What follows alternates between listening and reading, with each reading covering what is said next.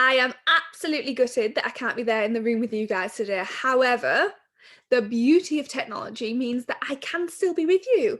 So I'm really chuffed about that. And I'm going to just give you a little bit of an insight of my understanding of acceptance and being comfortable with who you are. And I think the right place to start is probably jumping straight in at the deep end and asking you, how comfortable are you with you? How comfortable are you right now with yourself? And I don't mean the parts of you that we see. I don't mean the clothes that you wear, the car that you drive, the job that you do, the friends that you hang out with. I mean the you that at the end of the day, when your head hits the pillow and you are with you, all of those parts, all the stuff that we don't see, the good, the bad, and the real bits that you're not that fond of. But how comfortable are you with all of that? And when it comes to self acceptance and accepting all of those parts, it sounds really simple, but simplicity doesn't necessarily mean easy.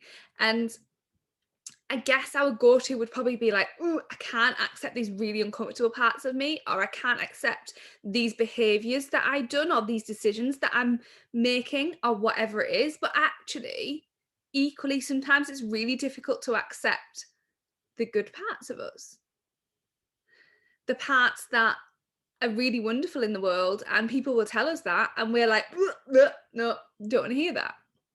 So self acceptance isn't just about accepting the ugly stuff, it's about accepting all of it. And I don't know about you, but I struggle and have struggled accepting good, bad, and ugly. So, what I want to tell you today is that this is an ever going journey. This is something I've consciously been working on for, gosh, probably 3 years now.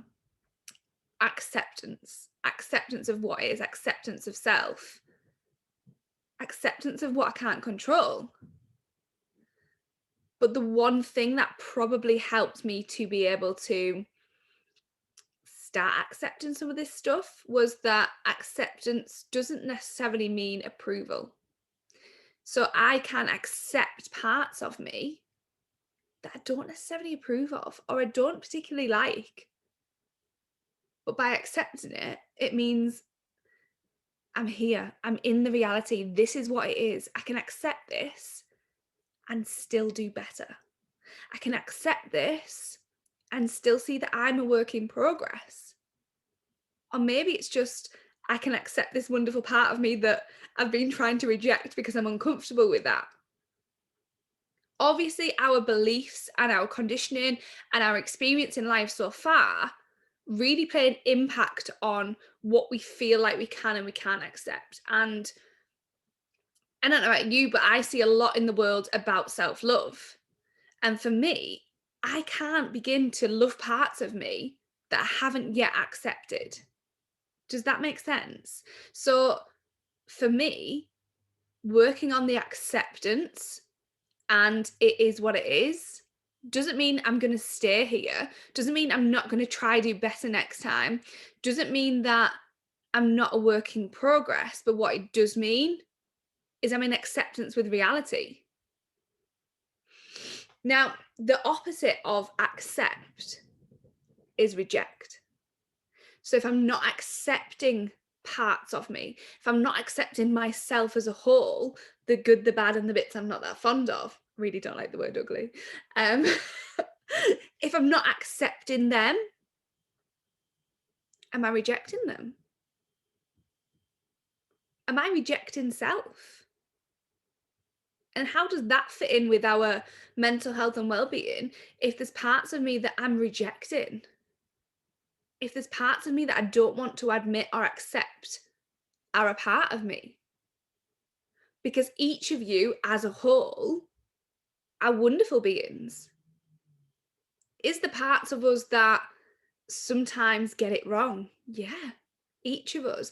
Is the parts of us that sometimes act from a place of emotion or irrational, or our behavior isn't necessarily aligned to us as a whole? Yeah, because we're human and we've got to be okay with that. We've got to be an acceptance of not always getting it right. We've got to be an acceptance that if we try this thing, it might not work out how we want it to be.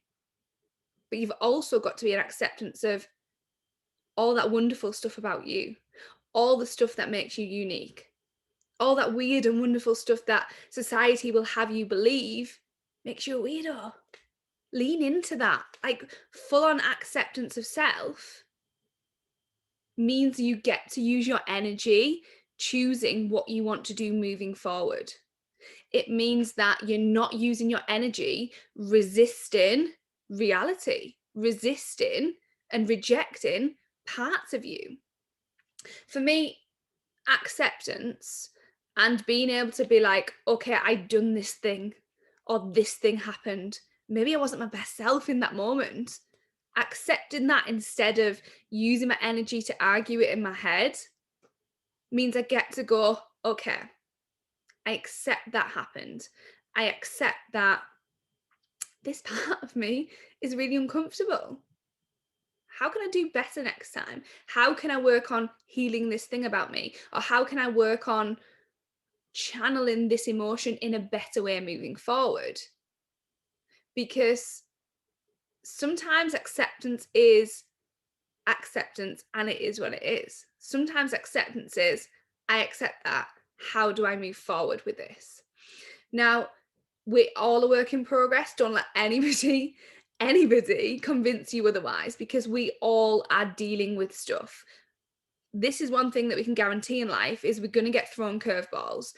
And do we always handle that the best? No.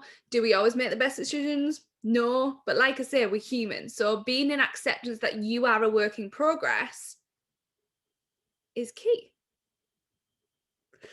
Now, one thing that I kind of want to say about acceptance before I go is that whenever I'm taking action, whenever I'm setting goals or dealing with emotions or feeling into emotions, this kind of thread of acceptance makes everything so much easier.